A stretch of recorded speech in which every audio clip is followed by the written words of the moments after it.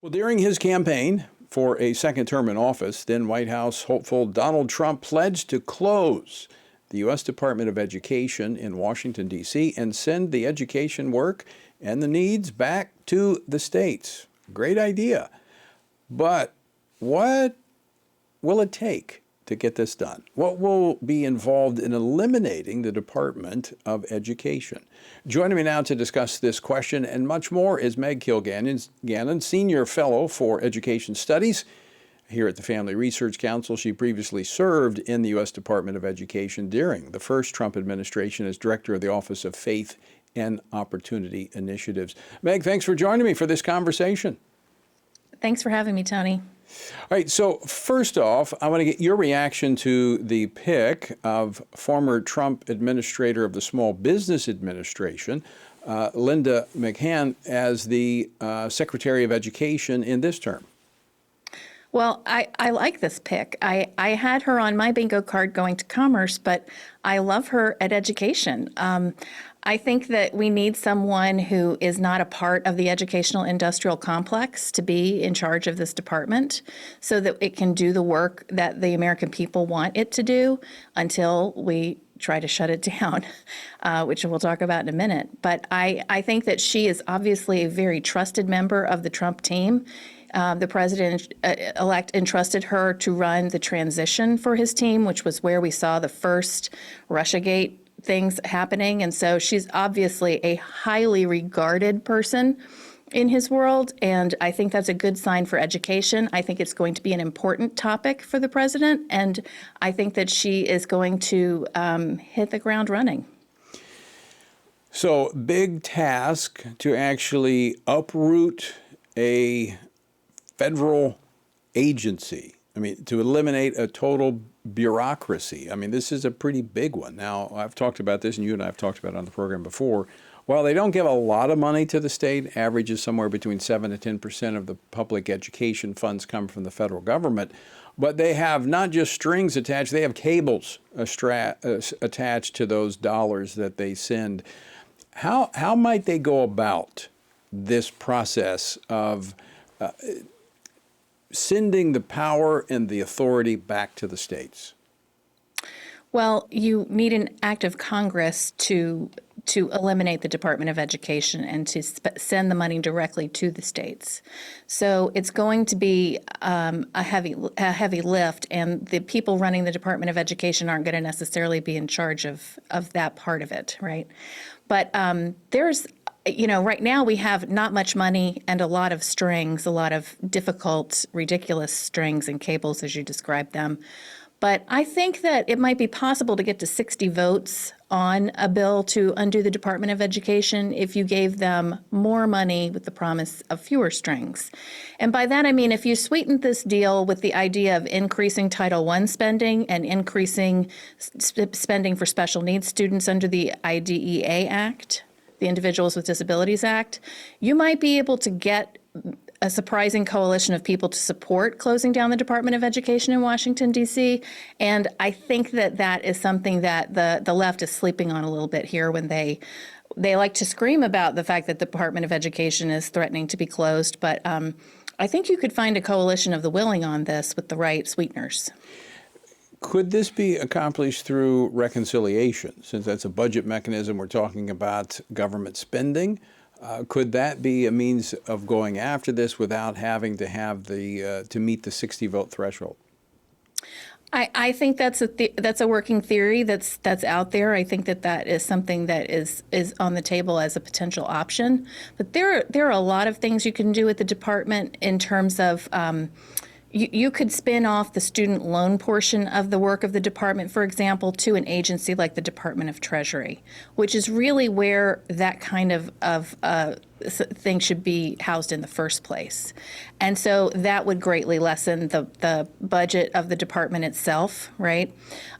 You could off the Office of Civil Rights, which is a huge, huge problem for Christian universities anytime a Democrat is in control of the department, because they tend to go after Christian universities relentlessly. You could put that at the Department of Justice. Now, that doesn't necessarily help you in terms of having bad actors in charge of legal offices, but it takes it out of the hands of the Department of Education.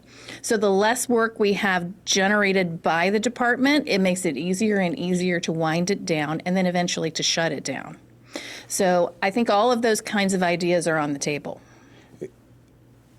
What this would accomplish, if you're sending back education, the authority and the responsibility for education to the states, this is further strengthening our federalist system, because you are empowering these states, as we're seeing with other issues.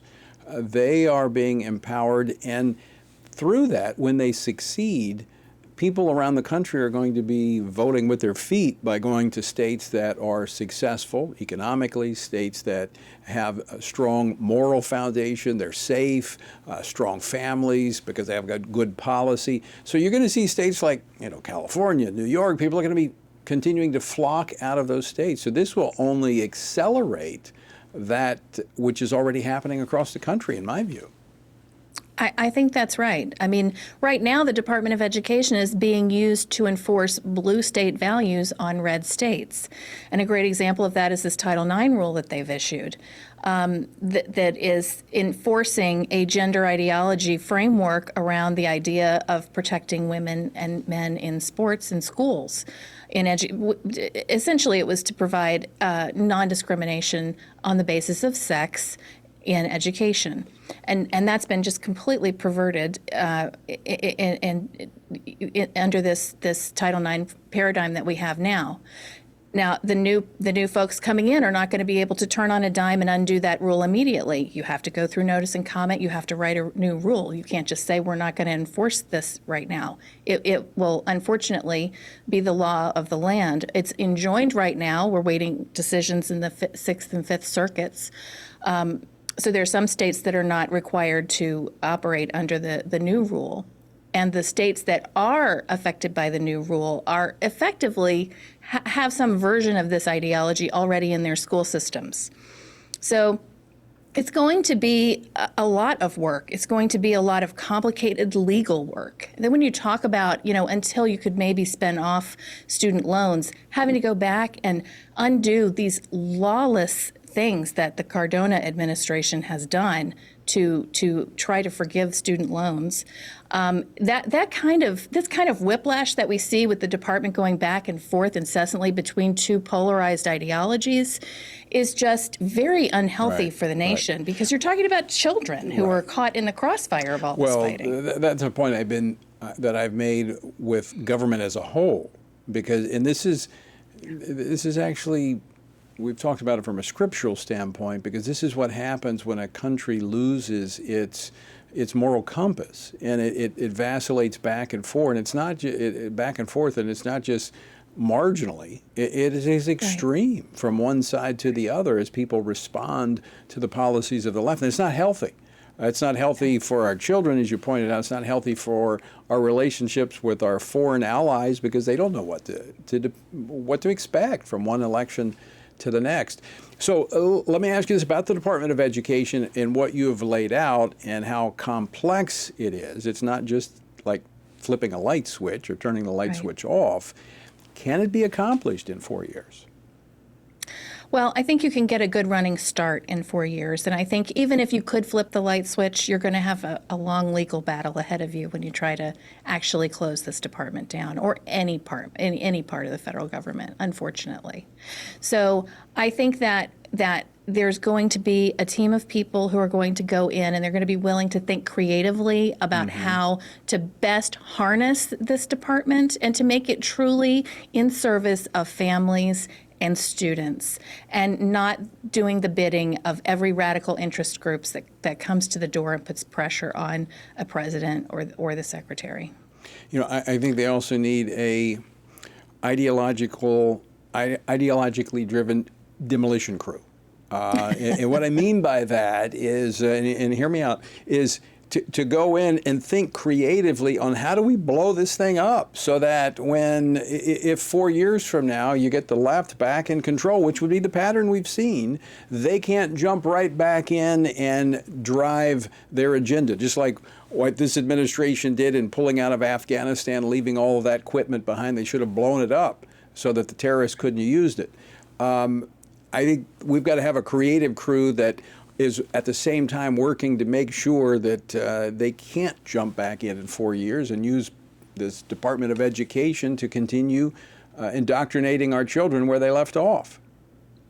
I think all of the appointments that we've seen coming out of this transition are indicating that that's exactly what they're intending to do, in terms of disrupting the federal stranglehold on the nation, so to speak. We need to cut back regulations. There's so many things that we need to do, and you could set a great example of how to do things and how to do things creatively by going into the Department of Education, really reeling back some of the really egregious nonsense that's been going on in there. I mean, they were part of the reason why we had COVID restrictions for longer, because, the teachers' unions were in there lobbying at the beginning of the Biden administration to keep the schools shut down, which just delayed everybody's recovery and our economic recovery from COVID. So you're right. And then in terms of foreign policy, we had the whole crisis of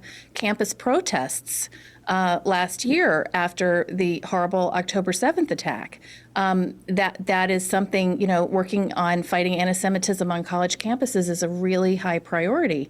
And I think you're going to see that from this administration. So, from the new administration. So right. There's so many things that can be done from this department that are absolutely worth doing and are easy to accomplish in a way if you know that the actual closing of the department is a big lift, and it's time to really think about how are we going to run this department, because we can't let it run us when our team is in charge. We have to be running the government.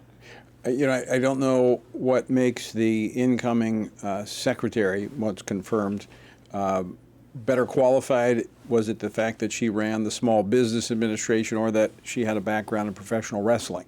That might be better. That might better equip her to take on this monumental task, but a significant one. Right, and she has service as a board member of a Catholic college, an independent college. So, she's on our team in that regard. So I think that she has a lot to offer in this area that will be a positive. Well, there is a lot ahead, and this one is one that it does excite me, because education, as we've talked about so often on this program, our children, their worldview is formulated between 15 months and 13 years. And we see the left increasingly trying to bring that age down to earlier and earlier childhood education. We need to get this back closer to the parents. In fact, it's the parents that need to be driving that process of helping instill the right worldview into the lives of their children. Meg Kilgannon, always great to see you. Thanks so much for joining us today. It's great to be here.